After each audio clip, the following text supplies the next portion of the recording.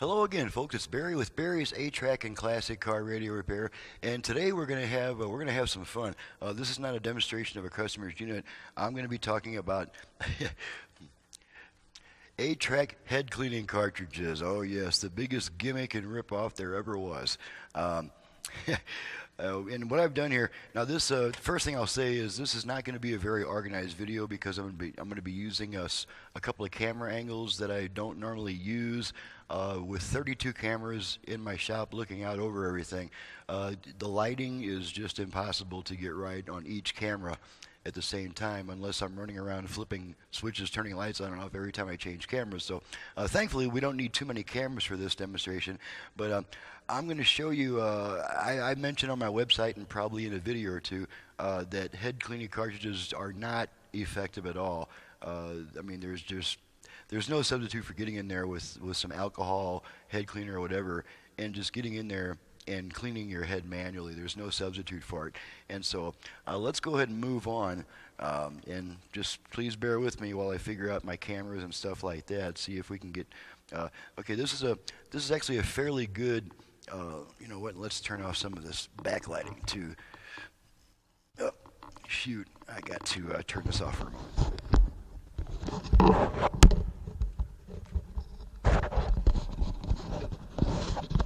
Okay, we were washing out quite a bit of the picture with that backlighting.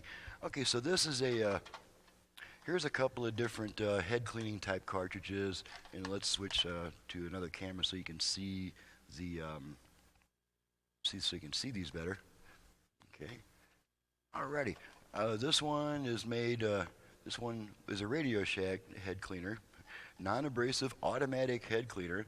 Okay, and then this one is SEL Sound Tech, whoever the heck they are.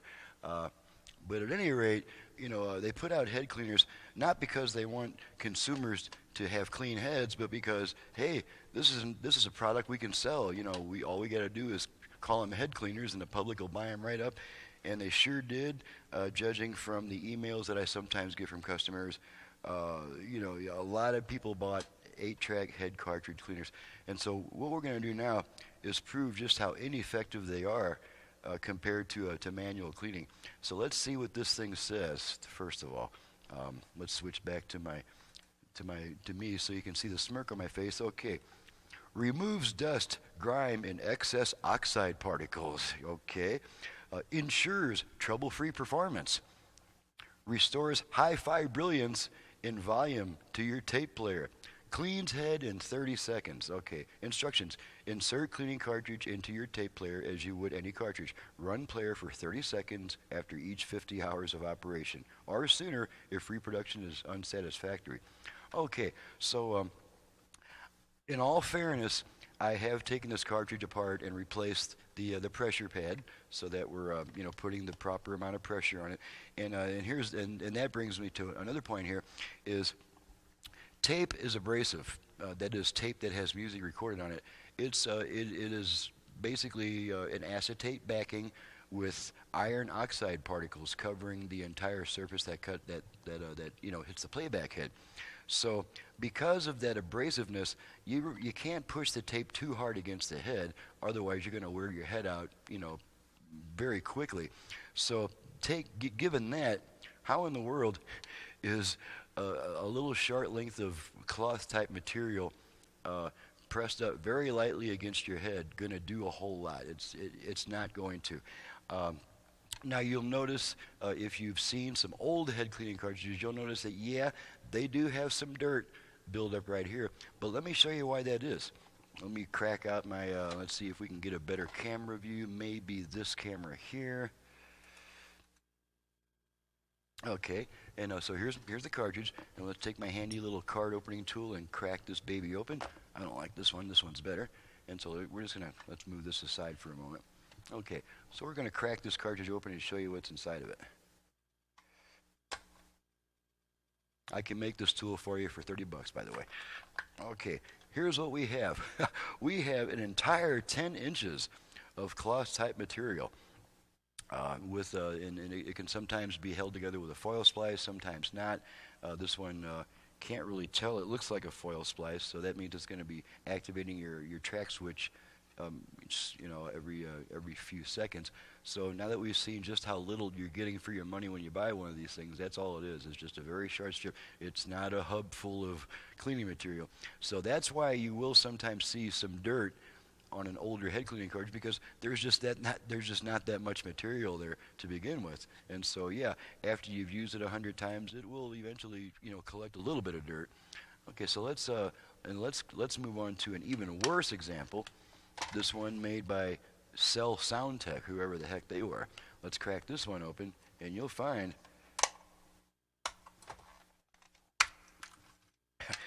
this one has even less. It's just a little loop. That's all it is, a little bitty loop that runs around and around and around and around. And you know, if you manage to pick up any dirt off of your tape, in just a very short time, it's going to just shed that dirt onto onto your head when you go to use it again. So that's really, you know, kind of stupid. Okay, so now let's move on to, let's see, get another camera going on here, my overhead cam. And what I've done here is I have taken a blue marker and covered the head. You can see the entire head has got a blue. It's just a very, very thin coating of ink from a standard Sharpie. And so let's go ahead and pop one of these head cleaners. Let's pop the good one in there. Let's pop the Radio Shack cartridge in there, and we'll see how much it cleans that head. And then I'm going to show you how much faster it's cleaned and how much more thoroughly using just regular alcohol and a piece of cloth. So here we go. You're supposed to run it for 30 seconds, so I'll just count it down. I'm pretty accurate with my time. Go.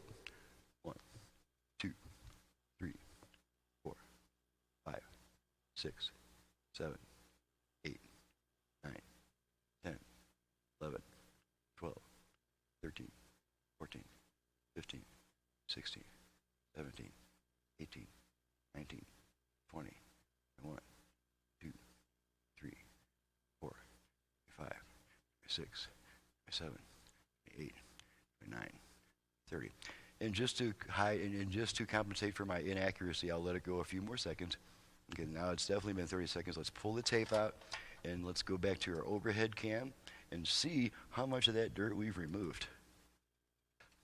Oops, wrong camera somehow. Let's try that again. Alrighty. Still looks pretty blue to me. You can see that it took off just a little bit in the center there, but this is what it left behind after 30 seconds, and supposedly cleans head in 30 seconds, removes dust, grime, and excess oxide particles. Okay, so now let's see how fast I can remove the entire coating with just the regular old household rubbing alcohol and a hunk of t-shirt. And we'll time myself on this. Okay, here we go. Go. 1, 2, 3, 4. Oh, I left a little spot in the upper right-hand corner there, but you get the idea. In 4 seconds of manual cleaning, I've done 10 times better than 30 seconds with this so-called head cleaning cartridge. So hopefully this will dispel any notion that an 8-track head cleaning cartridge is any good at all. They're just nothing but a gimmick. They were something that they knew they could make some money off of. Hey, people are out there using 8-tracks like crazy. Let's come up with something that we can sell them. So, hey, a head cleaner cartridge. Okay, it sounds really cool. And as you can see, it does practically nothing at all. Okay, now I've got another little cool deal here. I'm going to go ahead and recoat this head. Okay, and I'm just gonna put my blue coating back on there with my Sharpie. And this is a permanent marker, but since it's going onto a very non-porous surface, it comes off very easily with just a little bit of alcohol.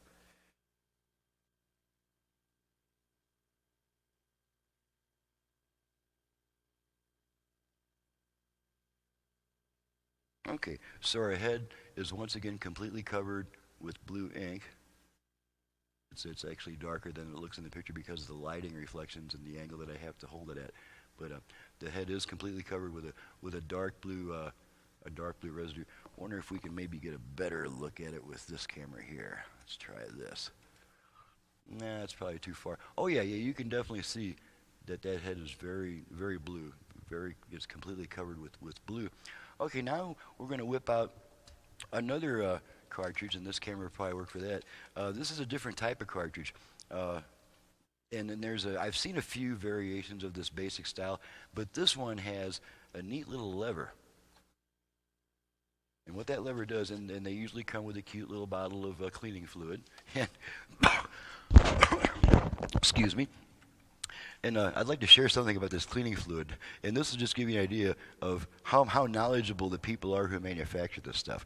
Okay, this bottle of cleaning fluid says, especially formulated to clean tape player magnetic head, pinch roller, and capstan. Okay, where is the pinch roller in an 8-track player? 8-track players don't have a pinch roller. The pinch roller is part of the tape. So that's pretty stupid. Okay, let's move on here. The solution...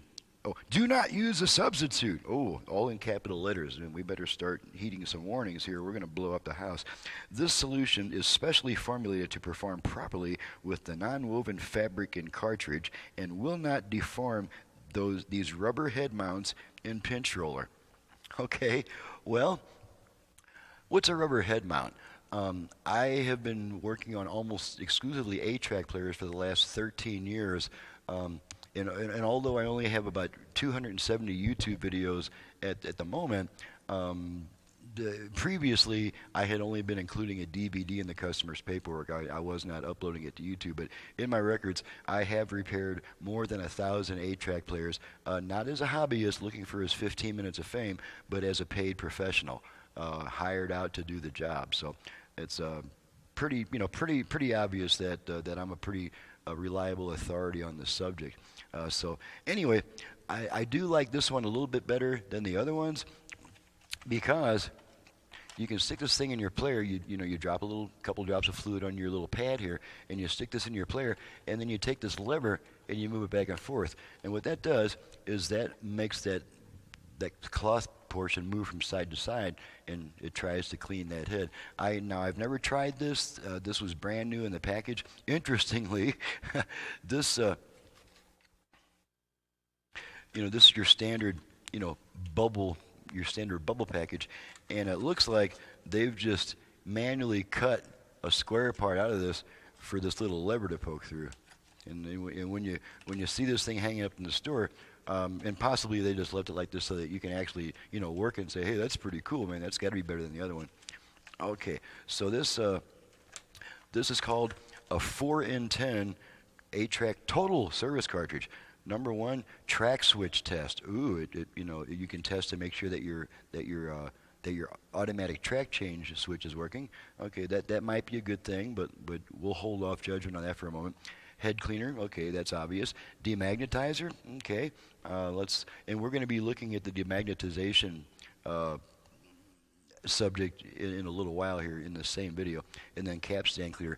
This one actually is not too bad. It's got like an abrasive. This is very similar to like a Scotch-Brite pad material. It's a rough surface, and as your capstan turns against it, naturally it's going to scrape some of that built-up residue off. And if you put a little alcohol on this part too, then it'll remove quite a bit of your grime and grease and stuff.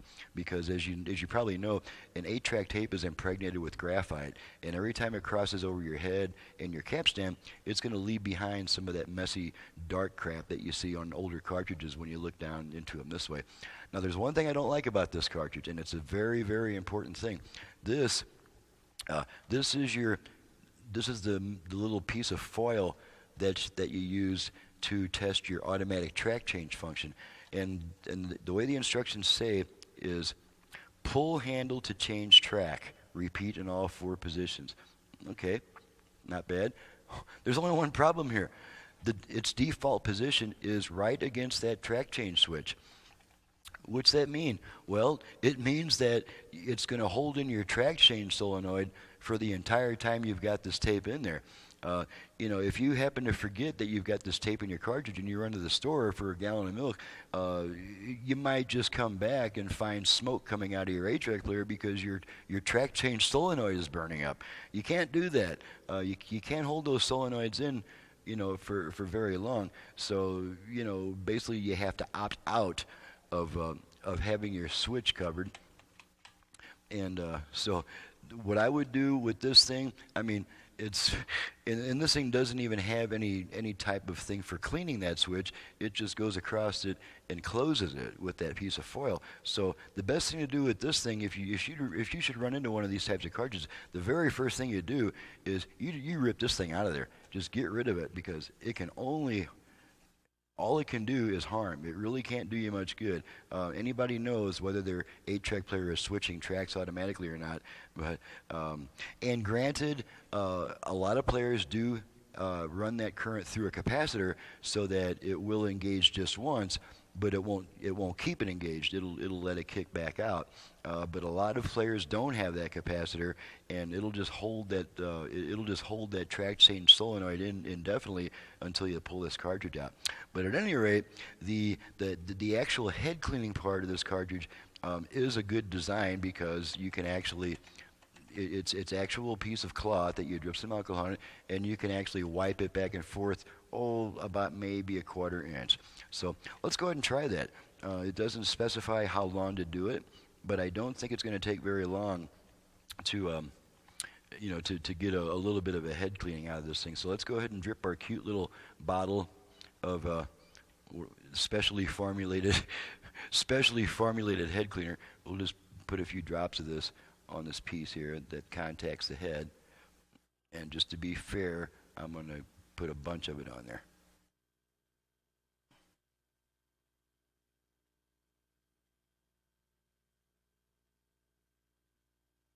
Okay, well, because of the tiny opening, we're getting a vacuum that's preventing, I can just barely squeeze it, so I'm probably not going to, oh, here we go. Now we're getting a couple drops. I see, it's designed to only allow you to get one drop at a time on this thing. Okay, so let's go ahead and pop this cartridge into this deck and wipe it back and forth a few times. And I can feel the resistance. It's definitely doing something.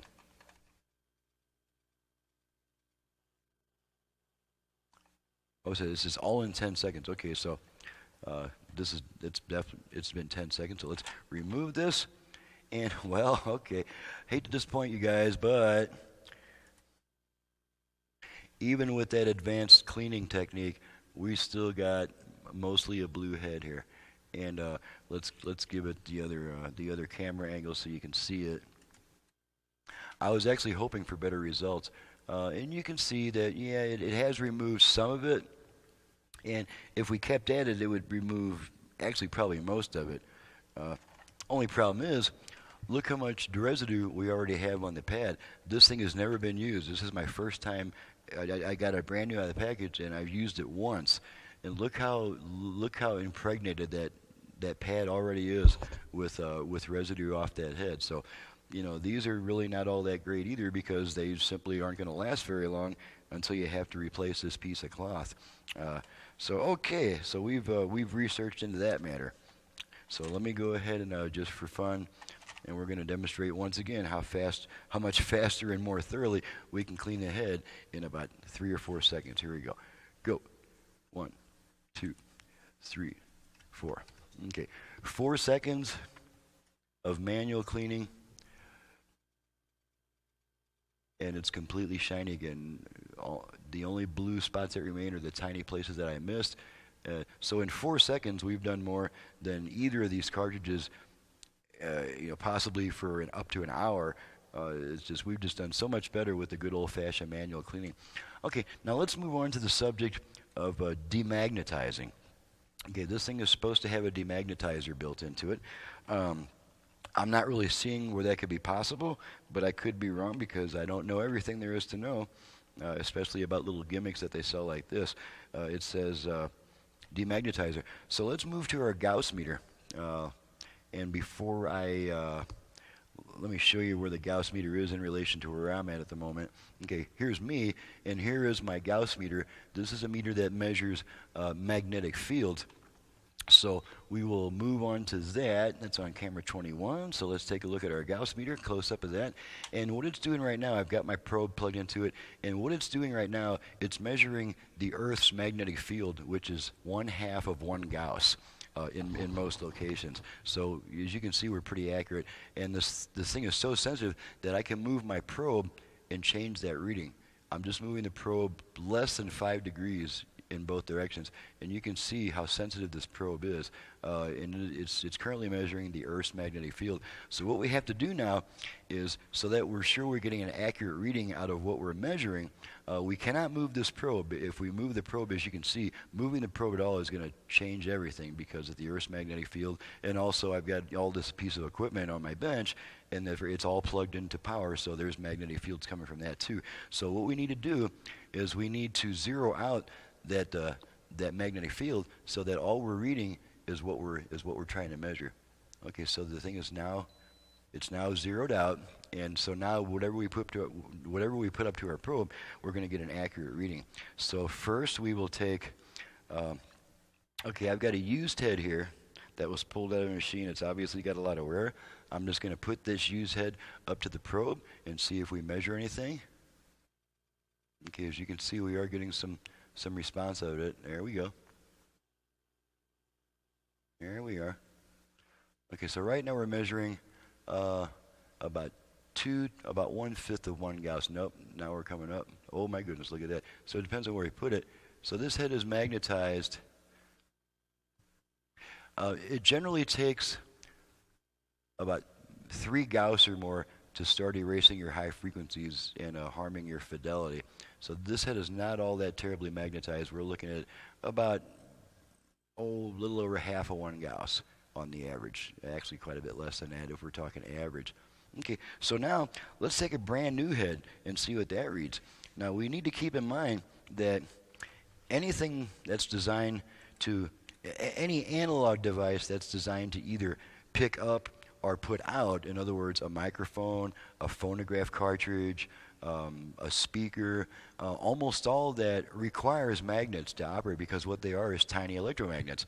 Your microphone and your speakers, everybody knows what a speaker magnet is, and that magnet provides a certain base charge, and then the incoming current of the music coming in, constantly changes that charge, and that's what makes it push your cone in and out, basically. So we got to keep in mind that even a brand new tape head contains a magnet. So we're probably going to get a little reading even with this brand new head that's never been installed. Let's take a close-up look at this. This is a brand new, it is a Nortronics B2L7K. It's pretty universal. It crosses over to the 5800, Nortronics 5800. As you can see, this is a brand new, never installed head. It still has the plastic cover on it. There's no corrosion from connections or anything. So let's pull off this cover, and we'll put this head up to our Gauss meter and see what we get here. Gauss meter is on camera 21. Alrighty, so here we go. Brand new head, never been used in a machine. Look at that. This is a brand new head, and it's not magnetized. All we're reading is its built-in magnetism, and we're almost as magnetized as that used head was. Okay, so that's a little bit of area for uncertainty there. Okay.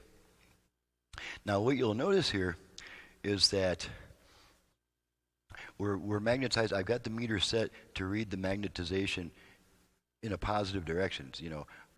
We can reverse it to where the magnetization deflects the needle downwards. I've got a meter that actually has the needle normally in the center, and so that you can easily see whether it's being deflected upwards or downwards. But you can see this head is positively polarized as far as the magnetic charge goes. Okay, so now that we know that, let's take a look at this. Let's take a look at this 4 and 10 cartridge and see, number one, if there's actually any kind of magnetization on the head here, and how much it is. So let's put this cartridge right up to our Gauss meter, and look at that. We are magnetized way in a bad direction. So let's switch ranges here. We're going to move this range up to 10 Gauss. Full scale is 10 Gauss. We're going to re-zero our probes and stuff to eliminate any residual readings so that we get the true reading. Now let's put our so-called demagnetizer up to this probe and see what we get. Okay, interesting. We're going to have to switch to a higher range. Okay, now full scale is a whopping 30 Gauss.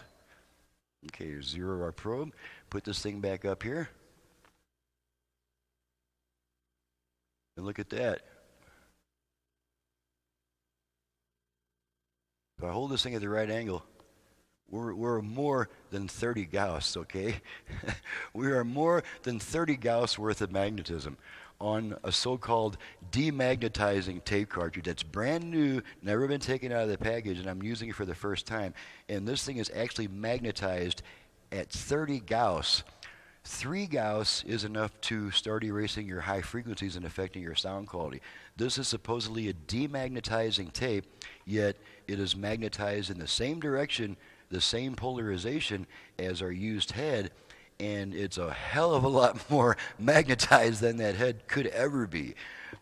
So here we go. You know, another piece of crap, another piece of bullshit from people in the audio industry out to try to make a buck. Sure, it's got a magnet. It's got a magnet in it, but it's polarized in the same direction as the magnetization. Now, there's really no such thing as demagnetization. The only things that are truly demagnetized and have no magnetic field are non-ferrous materials like plastic, paper, wood, stuff like that. Almost anything metal, you got to keep in mind that the Earth's magnetic field of half of 1 Gauss is constant. It's everywhere.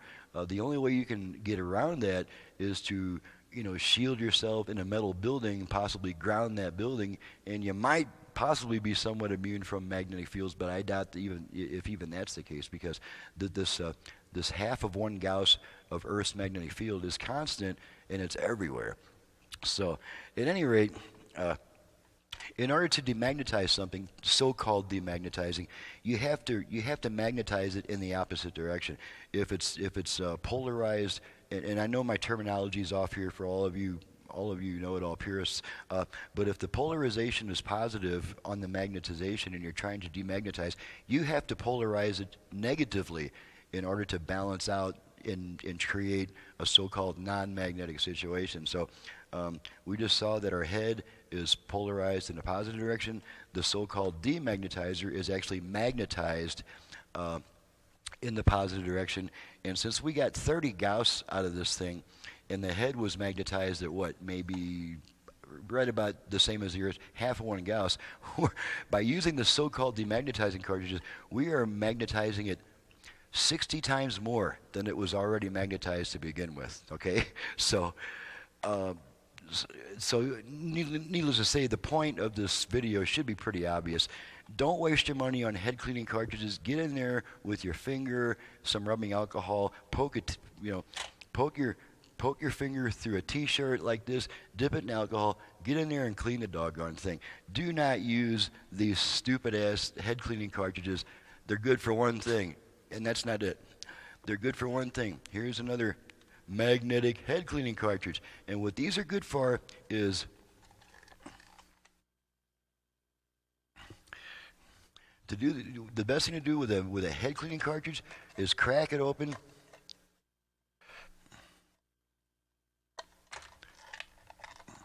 remove everything, leave it an empty shell, and then you've got a cartridge. Like, for instance, I use them when I install my adjustable speed motor. Once in a great while I make a mistake and I have it turning the wrong way when it's time to fire it up. I put one of my good test tapes in there, it turns the wrong way, it spills the tape is ruined, and of course you never ever have an 8-track tape upside down, right?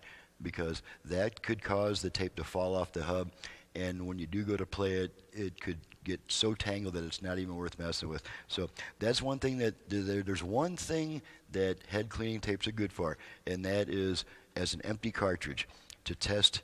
If I need to work on a unit that's upside down and trace audio signals, it doesn't have to come from the tape. I mean, I can just inject a signal where the head was in the circuit. But using this allows me to operate a player upside down while I'm working on the circuit board, checking for voltages and waveforms, things like that.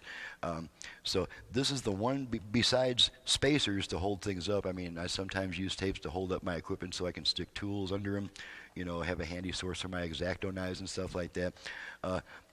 But there's no point in sticking one of these in your player. It's not going to do a darn bit of good.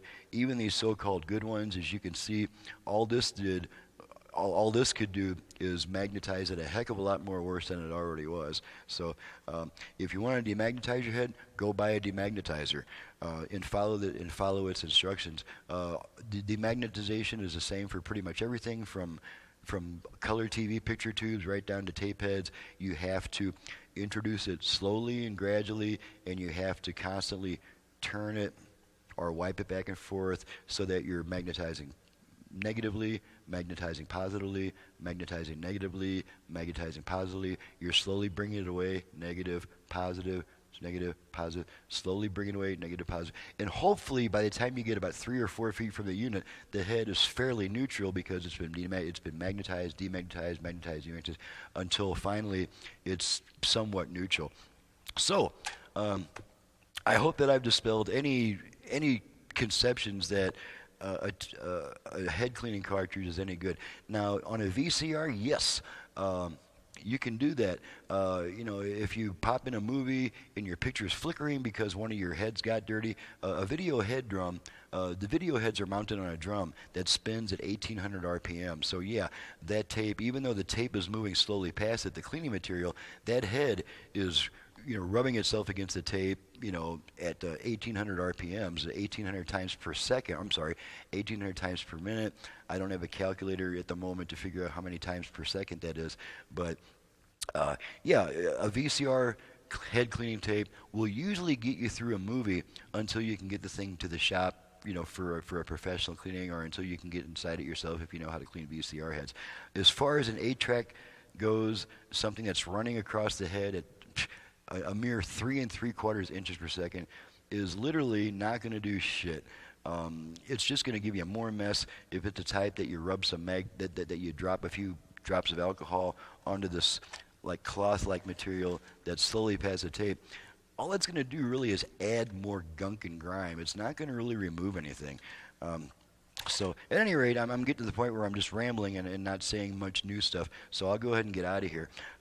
Once again, head cleaning cartridges are good for this, or to take everything out of so that you can use it as a test cartridge to make sure that your motor's turning in the right direction, to allow you to have the player upside down so you can do some signal tracing on the circuit board, stuff like that. But as you can see, there's not any benefit really whatsoever in using these head cleaning cartridges. Get in there, do the job right, and be done with it. This is Barry with Barry's 8-Track and Classic Car Radio Repair, the world's most respected 8-track technician, and you can reach me at 928-533-9666. If you'd like some more cool information about 8-tracks in general, I've got a huge website that a lot of customers say is too complicated for them to use, so I made another website just for that purpose that customers can go to. It's a simple one-page site where they can get all the information they need to send in their unit for repair. And just the facts, man, there's not much more on that site. But as far as my informative website that an 8-track enthusiast would enjoy surfing, that is in the description below. Thank you very much for watching and listening, and we'll see you next time.